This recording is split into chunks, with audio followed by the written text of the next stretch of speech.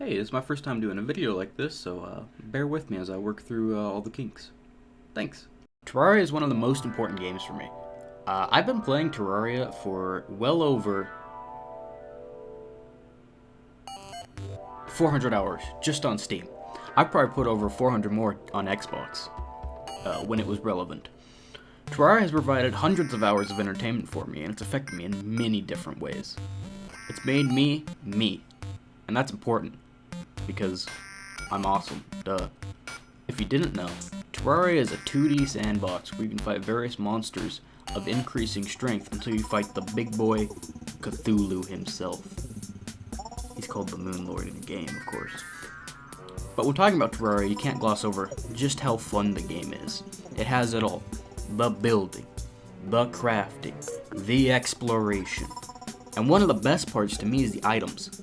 There are thousands of items with unique abilities that you can string together in multiple ways to create millions of builds. To me, that's one of the most important things that separates it from the pack of survival games. It's very roguelike in its items. You take Binding of Isaac and smash it together with Minecraft, bada bing, bada boom, you got a great game. Another core aspect is how fun it is to play with friends. You load up a world with some buddies, and instantly the game gets harder. This forces you to work together and help each other. While another survival game, like Minecraft, might be better suited for separate, small groups, Terraria is best when all players are working together towards the same goal. And now, excuse me as we get some whiplash into my personal experience. Terraria has really shown me a lot of my interests, probably more than it should have had. This game has shown me music, the Lovecraftian horror, the games that I love. It has shown me pretty much everything.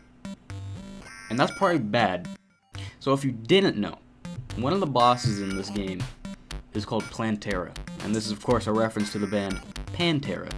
And now little 12-year-old me was like, oh hey, that's cool, let's listen to it, it has to be good. And it was. And now I like metal. Yes, my music taste comes from a 2D game, don't judge. Another thing is the Lovecraftian horror. Again, 12-year-old me was like, hey, Cthulhu, that's a cool name. Now I have extreme existential dread. And finally, my love for survival games sprouted from Minecraft, but it really took hold when I played Terraria. You're telling me that it's Minecraft, but I don't have to be creative? Where do I sign? But the beauty of it is that you can be creative if you want to. Because it's a sandbox, you can do what you want. I personally live in big rectangles that jut from the ground like a giant monolith. But other people live in cozy shacks, huge castles, and because of the roguelike elements, you aren't forced into building like other games in the genre. Minecraft, sure, it does have some characteristics of, adventure, and they are kind of trying to add more as time goes on. But once you beat the Ender Dragon, you get your Elytra, what is there to do?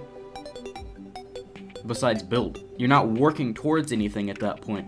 And while that's great for that game, and I love Minecraft, again, another one of my favorite games, I'm not creative, so it's really hard for me after that point to keep playing. But anyways, that was my ramblings on a 10-year-old game that I grew up with. Thanks for watching. Oh, hey, hey, you there. Yeah, you. Hey, you should subscribe. You should watch my Twitch if you know what's good for you. I'll come break your kneecaps if you don't. Bye.